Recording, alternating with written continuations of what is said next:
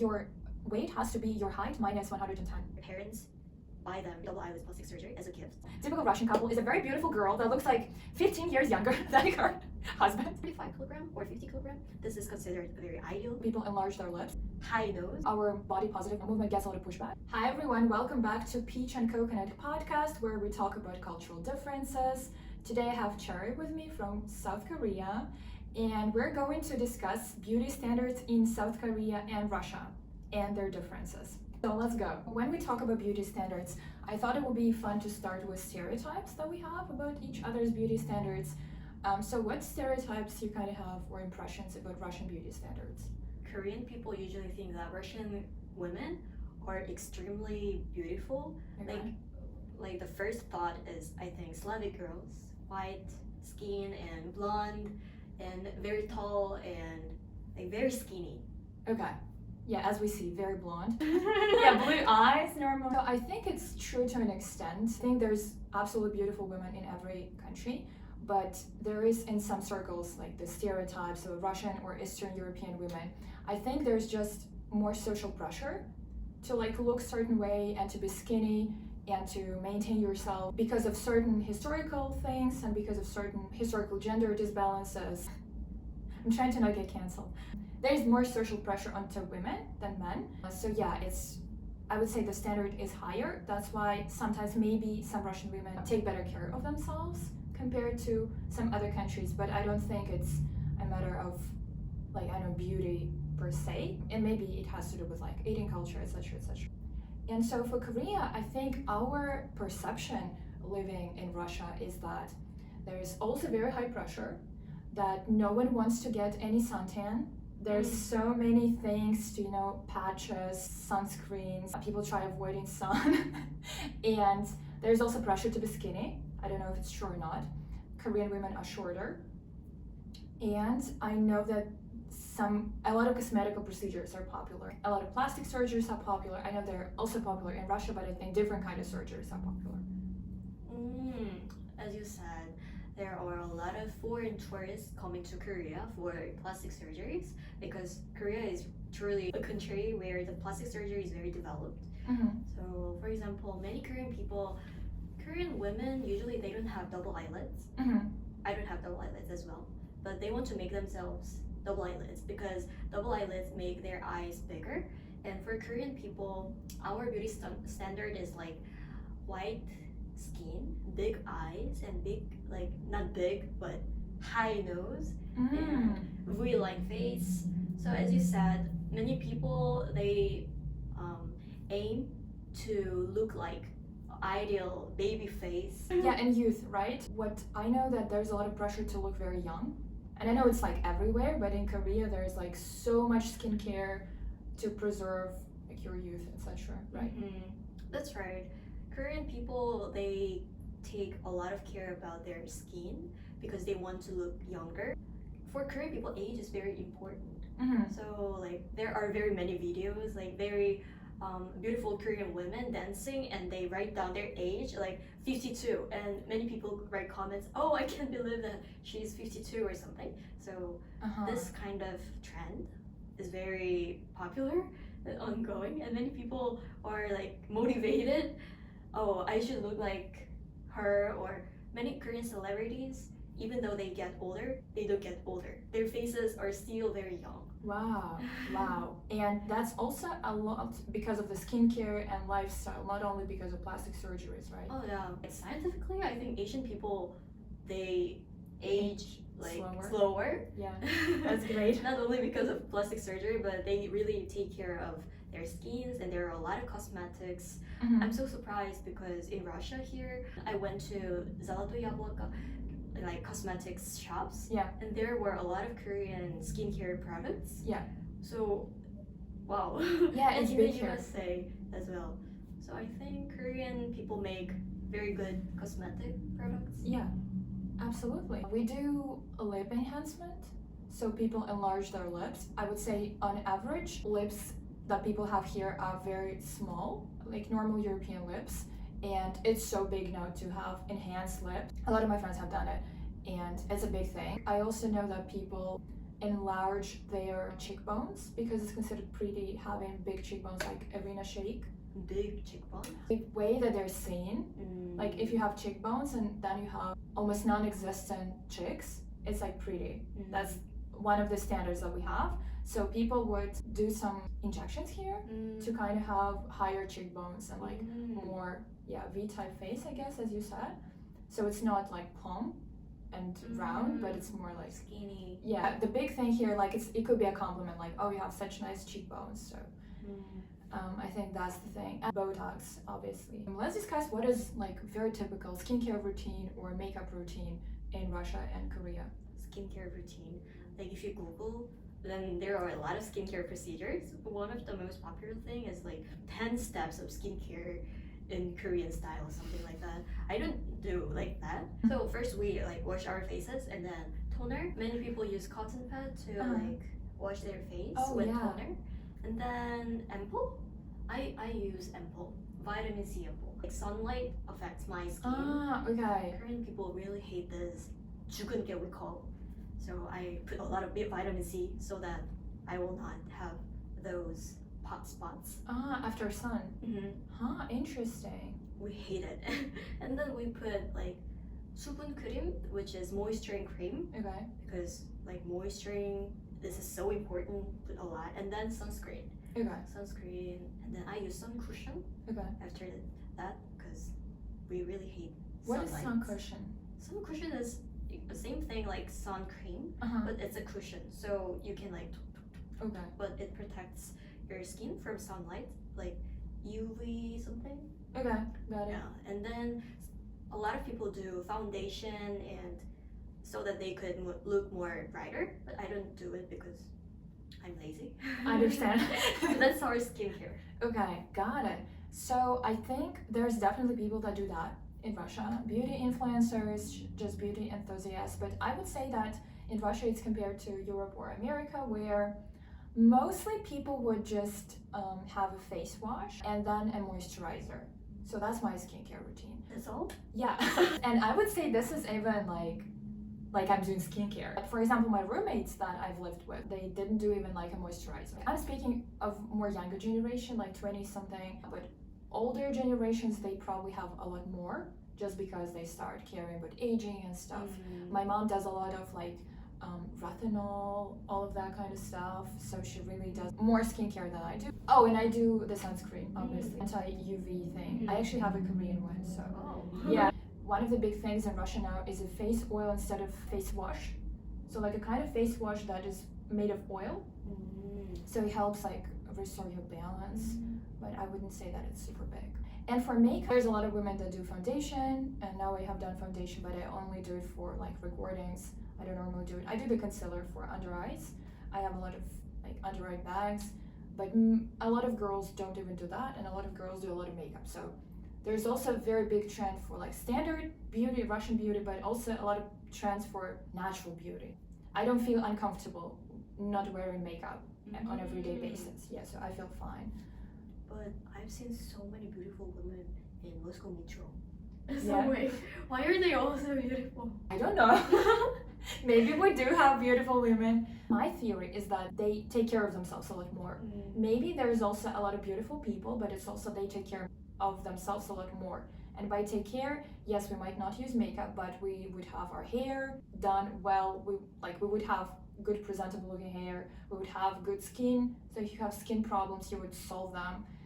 If you have weight problems, there's pressure to be skinnier. The way you take care of yourself as a girl compared to, I have lived in Germany and in America. I would say here, the pressure is bigger.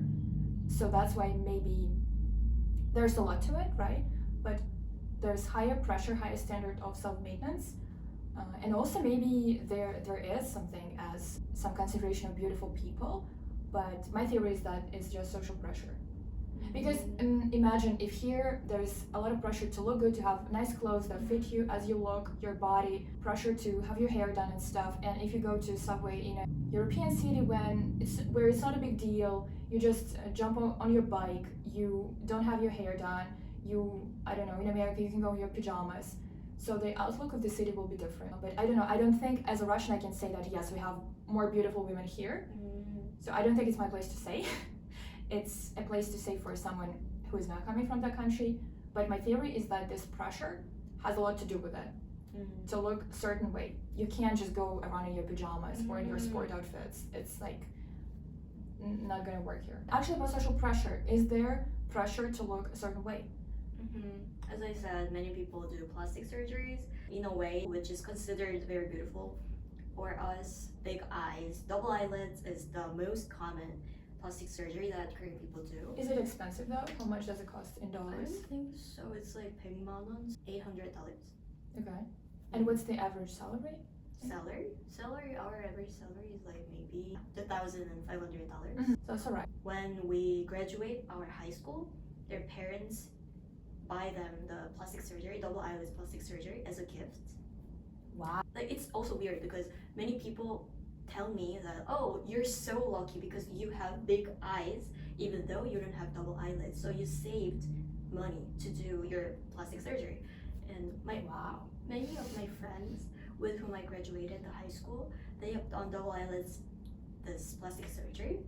And in my opinion, it's a little bit sad because it's our eyes, our mono eyelids, it's these Asian eyes. I love it because it's our characteristic, our personality, and our just like individuality. But after these surgeries, every eyes looks same with double eyelids. So I think it's kind of weird, but Korean people love double eyelids. That's what I wanted to ask you. Is there a movement or a social, talk against this plastic surgery, as you just said? Are there people that think this way, that it's actually our ethnicity and we love it, we love how it looks, etc.? Is there such a movement? I think in Korea, there's been a very big movement about like feminism, especially they talked about we spend too much time in front of mirrors, like looking at our faces. We put too much things. Instead, we should work or we should study. So we're spending too much time on our appearance. Many Korean feminists, they started movements like let's get off from the corset. Let's get off from the beauty standards that make us miserable. And it worked. Many Korean people engaged in these movements. It's like, I think it started in maybe 2017 or 18, and it's been like 5-6 years. After these movements, Korean women, the appearance of Korean women has started to become more like various. So these days, there are more celebrities with mono eyelids or more celebrities with like who are more fat or who are not very skinny. And we started to admit or accept various appearances in society. I think this is a very big change, which is very good. That's amazing. Also, I remember a big comment about Russian beauty industry is that a lot of men, all men I know, most men I know, 99%, they would say that they loved a woman, as in the West, without makeup, natural beauty, nothing done. They want a natural woman to look naturally beautiful. But guess what?